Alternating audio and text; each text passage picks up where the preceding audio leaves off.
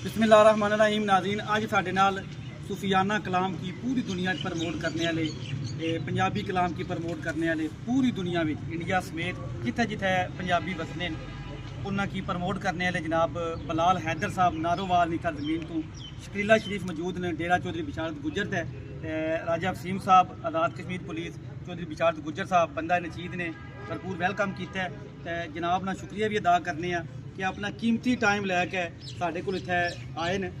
यकीन जानो तुसी सोशल मीडिया अगर तको बलाल हैदर ने इस वेले पूरी दुनिया में जेड़े लोग पंजाबी कलाम नू बाबा बुल्ले शाह नू मियाँ मुहम्मद बख्श आरफे कड़ी नू जेड़े जेड़े सूफियाना कलाम सुनने इस वेले इन्होंने दीवाने तो इन्होंने असी शुक्रिया अदा करने।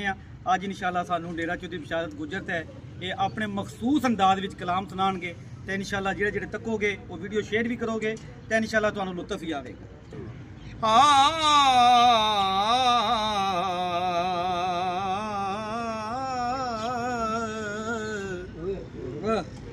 ओ खट्टी खट के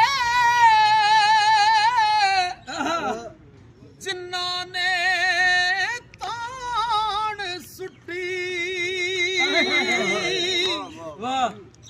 ओना अमर बजा के वेखना है वेखण वाला नहीं पर के नजर वेंदा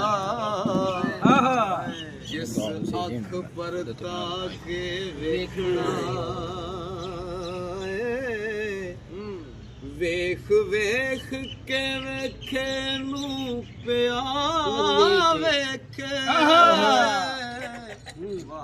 ते बार बार अजमा के वेखना है। वाह राजा साहब जी जी। यूसुफ लख पावे नबी अल्लाह दासी आइया खूलम का के वेखिया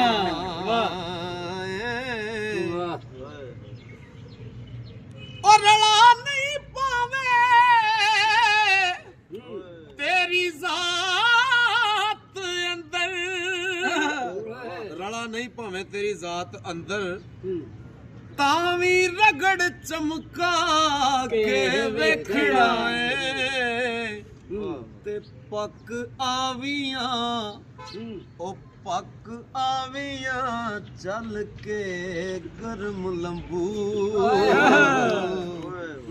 तेनू गाक टणका के वेखड़ा ते रुड़ दरिया